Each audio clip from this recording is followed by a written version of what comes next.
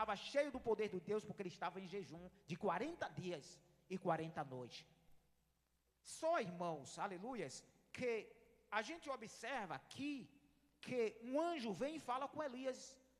Quando o anjo fala com Elias, né, a gente vê que primeiro, antes do anjo, né, falar com Elias, o anjo vai e leva ali para ele comida e água, o pão e água, leva ali, sustenta ele, né, Elias, e ele espera, e no momento quando Deus chega para ele, aleluia, para conversar com ele, a gente vê aqui, irmãos, que Elias estava pensando que Deus ia falar, né, ali, em uma forma, digamos assim, né, bem forte. A gente vê que ele estava pensando que Deus ia falar através de um vento, porque Deus fala também através do vento, mas Deus não falou através de um vento forte.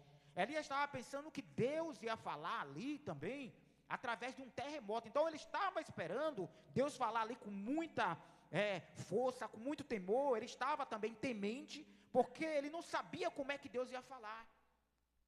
Ele pensou que Deus ia falar, né, com vento forte, porque ele sabia aqui também, aleluia, que Deus não estava, que ele não estava agradando ao Senhor. Por quê? Porque ele temeu, ele foi para uma caverna, ele teve medo. Mas a gente observa, queridos, que quando ele pensou que Deus ia falar, né, através de um vento, Deus não falou. E aí ele pensou que Deus ia falar, né, aleluias, ali, que ia acontecer um terremoto, e Deus ia falar, ia bradar. Deus também se calou. Depois ele pensou que Deus ia falar, irmãos, aleluias, no fogo. E Deus não falou através do fogo. Só que Deus falou com ele, com a voz calma e suave. Deus, ele fala de várias formas. Deus falou com Moisés dentro do fogo. Deus falou, irmãos, aleluias, né, com Moisés, quando Moisés estava ali, que viu ali a sarça ardente, Deus estava no meio daquele fogo. A Bíblia diz que Deus estava na fornalha, louvado seja Deus, né, com aqueles 3 homens, Sadraque, Mesaque e Abidnego. A Bíblia diz que Deus estava lá com Daniel, aleluias, quando Daniel estava na cova dos leões. Só que Elias pensou que Deus, né, ia falar dessa forma, mais forte, né, aquela voz, porque Deus também tem uma forma que Deus fala também, que é aquela forte forma como trovão, né, aquela forma que quando a gente ouve, né, o trovão, aquele trovão bem forte, Deus também fala dessa forma, mas Deus pegou ele de outra forma. Deus falou manso e suave. Só que quando Deus fala, irmãos, aleluias, né, com o profeta Elias, e ouviu, no versículo 13, a Bíblia diz assim, ó, ouvindo Elias, quando ele ouviu a voz do Senhor, que Deus falou com ele, numa voz calma e suave, né, no versículo 13, louvado seja Deus, a Bíblia diz que ele se envolveu o rosto na capa. Ele pega a capa, ele andava com a capa, ele enrola o rosto ali, aleluia, na capa, né? E aí ele vai para a entrada da caverna. Então lhe veio uma voz que dizia: que fazes aqui, Elias? Queridos, Deus chega para Elias, e Deus fala com Elias. Observe que primeiro veio o anjo, mas depois veio Deus, aquele que era mais forte. E Deus pergunta para Elias o que é que ele fazia ali, o que é que ele estava fazendo ali. Deus chega para ele e manda ele sair da caverna. O tempo dele chegou, o tempo dele foi concluído ali naquela caverna. Só que Deus pergunta para ele o que é que ele estava fazendo ali. Em outras palavras, Deus estava dizendo: sai da caverna. Irmãos, quando a gente vem para a casa do Senhor, aleluia, esse mesmo Deus que sabia, Deus sabia o que é que Elias estava fazendo ali. Deus sabia como estava o coração de Elias. Deus sabia que Elias estava com medo. Só que Elias, ele foi se encher do poder de Deus. Elias, irmãos, estava aqui, né, com medo sim, porque a Bíblia diz que estava com medo de Jezabel. Mas só que ele, irmãos, aleluia, nesse momento aqui, ele chega para Deus e fala: olha, eu fui muito zeloso com a obra do Senhor.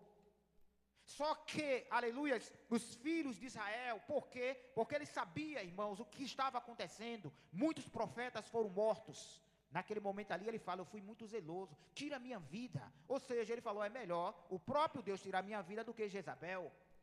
É melhor ser morto por Deus do que por uma mulher.